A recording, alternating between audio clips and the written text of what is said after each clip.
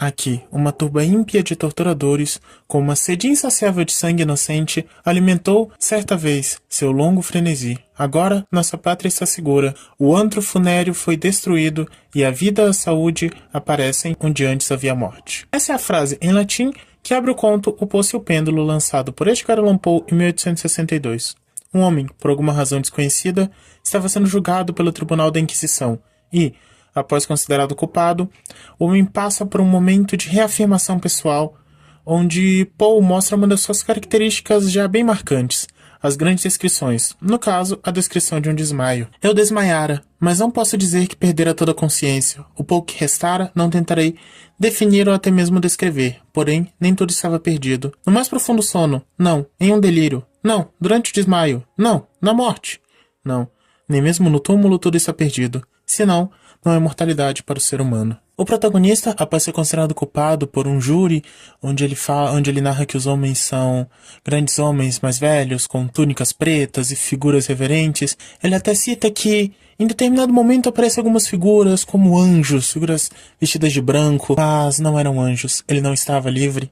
Esse homem, ele foi levado para baixo, baixo e baixo, e por longos minutos, já no seu castigo final, se recusa a abrir os olhos, permanecendo deitado onde foi deixado, com medo do que veria, e ao abrir os olhos, todos os seus medos foram confirmados, não havia nada. Ele, em determinado ponto, anda por em volta do lugar onde ele estava, se guiando pela parede, mas ainda sem reconhecer como tudo era. Ele dá volta em todo esse lugar, uma, duas vezes, cai, se levanta, até que em determinado momento ele decide deixar uma parte da sua roupa num canto da parede e dá toda a volta. 52 metros eram as medidas que ele achou para aquele lugar. Então, em determinado momento, ele decidiu andar em linha reta. E nesse caminhar, ele escorrega na sua roupa rasgada e cai, na beira de um poço. E naquele momento ele foi salvo, mas também pensou em acabar com o seu sofrimento.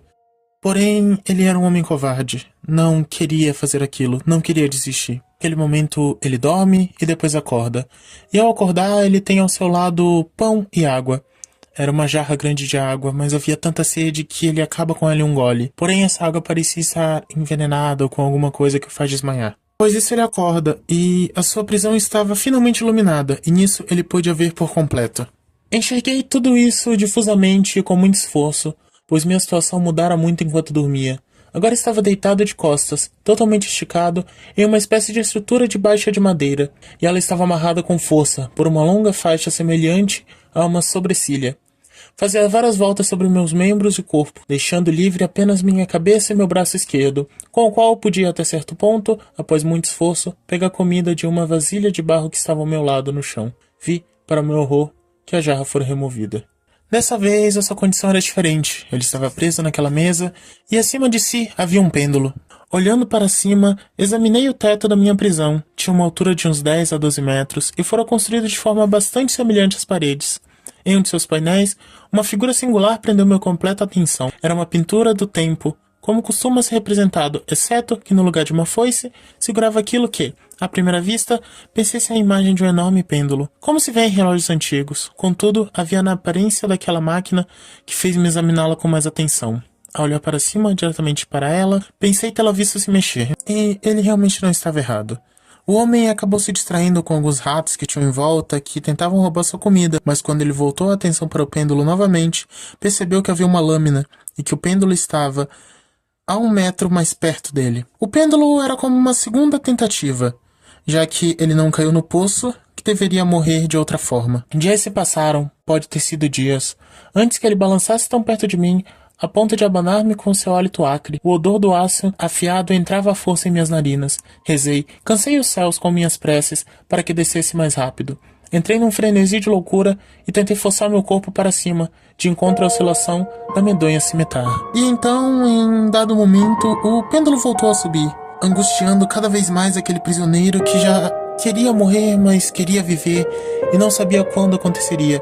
Toda a noção de tempo, tudo o que estava acontecendo, já estava longe da sua cabeça e da sua consciência. Tudo que ele tinha era olhar aquele pêndulo e esperar que ele descesse até seu encontro. Vi que umas 10 ou 12 vibrações trariam aço definitivamente em contato com minhas vestes. E essa observação fez com que minha alma fosse tomada pela calma, astuta e controlada do desespero. Nesse ponto, o homem finalmente percebe que a corda que o amarrava era uma só. Então pegou um pedaço de carne que estava ao lado, que as ratazanas ainda não haviam comido, e passou pela corda no seu peito, na esperança das ratazanas roerem, não errarem meus cálculos e tampouco suportar aquilo em vão. Eventualmente senti que estava livre. A amarra pendia em tiras de meu corpo, mas os golpes do pêndulo já apertavam meu peito. Dividiria a sarja das minhas vestes, cortar o olhinho abaixo dela. Balançou mais 2 vezes e uma dor laceante perpassou todos os meus nervos, mas o momento de fuga cegara. Com um gesto de minha mão, minhas salvadoras saíram correndo, desbaratinadas. Com um movimento firme, deslizei para longe do abraço da amarra e para fora do alcance da cimitarra. Nesse momento o homem se sentiu livre, porém, após escapar de mais uma morte, ele viu uma luz, uma fresta, e lá estavam seus algozes. Então o lugar começou a ferver e se encolher em sua direção, o levando direto ao poço. Cada vez o espaço estava menor e mais sufocante, mas logo, quando estava para morrer, ouviu algo. Houve um zumbido discordante de vozes humanas, um ressoar alto como de vários trompetes, um estrondo como de 1000 trovões. As paredes ardentes se afastaram. Um braço, esticado, segurou-me por um dos meus, enquanto eu caía, desmaiado no abismo. Era do general La Salle. O exército francês invadira Toledo. A Inquisição estava na mão de seus inimigos. Depois de tanta angústia, tanto para o protagonista quanto para nós que lemos o conto, ele estava finalmente livre. A França chegara e acabara com a Inquisição naquele lugar.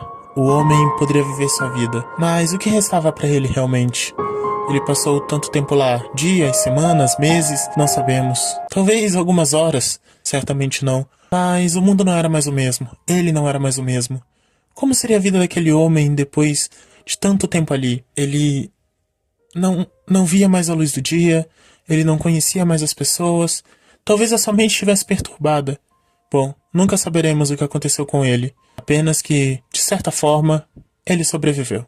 Bem, esse foi mais um vídeo. Eu falei hoje um pouco do Edgar Allan Poe, que é um dos meus autores favoritos, junto com Lovecraft. E eu quero trazer mais essa pegada de livros e contos, talvez até algo de filosofia. Eu vou ver o que eu consigo fazer em relação a isso que seja interessante para todo mundo. Bem, então é isso, pessoal. Valeu e até a próxima.